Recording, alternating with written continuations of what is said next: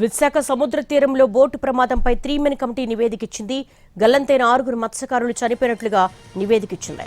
మత్స్యకారుల గల్లంతుపై విచారణ జరిపారు 3 మెన్ కమిటీ సభ్యులు. సెర్చ్ ఆపరేషన్ ముగిసినట్టుగా కోస్ట్ గార్డ్ ఇచ్చిన సమాచారం మేరకు పూర్తి విచారణ ముగిశాక ప్రభుత్వానికి నివేదిక ఇచ్చింది.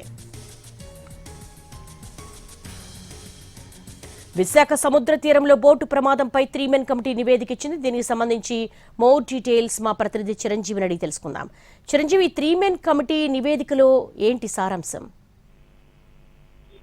ఈ రోజుకి ప్రమాదం చోటు చేసుకుని 5 రోజులు అవుతుంది. అయితే 4వ తేదీ సాయంత్రం ప్రమాదం జరగగా మరుసటి రోజు ఉదయం నుంచి 5వ తేదీ ఉదయం నుంచి కూడా 72 గంటల పాటు దీనికోసం సెర్చ్ ఆపరేషన్ కొనసాగించారు. మొత్తం 4 నౌకలతో పాటు 2 హెలికాప్టర్ల ద్వారా సెర్చ్ ఆపరేషన్ కొనసాగించినప్పటికీ అది ఎక్కడ కూడా గల్లంతైనటువంటి 6 యొక్క ఆచూకీ లభ్యం కాలేదు. దీంతో ప్రస్తుతానికి కుటుంబ సభ్యులు కూడా నిన్న సాయంత్రం 5 గంటల తర్వాత మళ్ళీ రిక్వెస్ట్ చేశారు.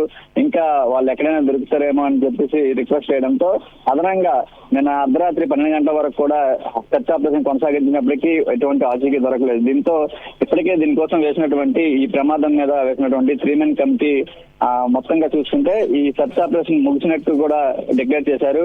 ఇంతవరకు దొరకపోవడంతో వారి ఆచూకీ ఇంకా లభ్యం కాలేదు కాబట్టి మృతి చెంది ఉండొచ్చు అని చెప్పి 10 లక్షల రూపాయల పరిహారం కూడా కొద్దిసేపటి క్రితమే ప్రకటించడం జరిగింది. మంత్రి కొల్లి రవీంద్ర చేతుల మీదుగా మత్స్యకార బాధిత కుటుంబాలు ఏవైతే ఉన్నాయో వాళ్ళకి 10 లక్షల రూపాయల చెక్కు కూడా అందజేశారు.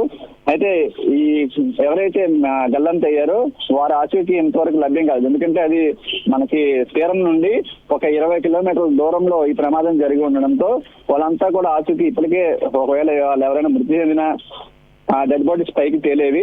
అటువంటి పరిస్థితి కూడా లేకపోవడంతో ఖచ్చితంగా వాళ్ళు చనిపోయి ఉంటారని, దాంతో పాటు మృత్యుంజయుడిగా ఇచ్చినటువంటి వాంగ్మూలం ఆధారంగా కూడా చేసుకుని వాళ్ళు కళ్ళదిట్టే చనిపోయారని కూడా చెప్పడం జరిగింది చిన్న. దీంతో ఇవన్నీ కూడా పరిగణలోకి తీసుకొని మత్స్యకారులు చనిపోయి ఉంటారని భావించి నష్టపరిహారం కూడా ఇవ్వడం జరిగింది. చిరంజీవి, బాధిత కుటుంబాల వెర్షన్ ఏంటి 3 మెన్ కమిటీ ఇచ్చినటువంటి నివేదిక మీద?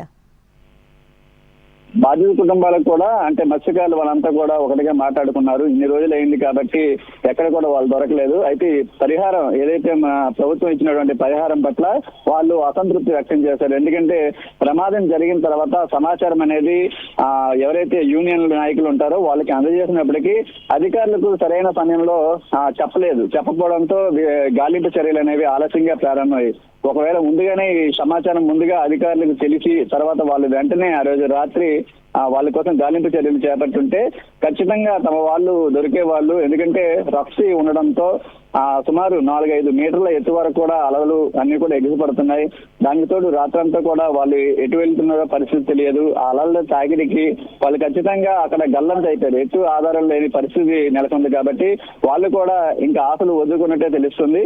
కానీ ఏదో ఒక మూల అంటే జాలార్లు గతంలో కూడా చాలా ప్రమాదాలు చోటు చేసుకున్నప్పుడు చాలా మంది ఒక 4-5 రోజుల తర్వాత ఏదో ఒక ఆధారం పట్టుకొని ఆ ఒడ్డుకు చేరుకున్న పరిస్థితులు కూడా కనిపించాయి. కానీ 72 గంటల పాటు కూడా 4 నౌకలు 2 హెలికాప్టర్లతో ముమ్మరంగా గాలింపు చర్యలు చేపట్టారు. ఎక్కడ కూడా చిన్న ఆచూకీ కూడా దొరకపోవడంతో ఇక వాళ్ళు మృతి చెంది ఉంటారని చెప్పి భావించడం జరిగింది. మరి 4 రోజుల నుంచి కూడా మత్స్యకారులు అక్కడే తమ వారి కోసం ఎదురు చూసి ఈ విధంగా ఈ రోజు 3 మెన్ కమిటీ నివేదిక ఇవ్వడంతో వాళ్ళు తీవ్ర విషాదంతో వెనుదిరిగినటువంటి పరిస్థితి నెలకొంది. All right Chiranjeevi, thanks for the live updates.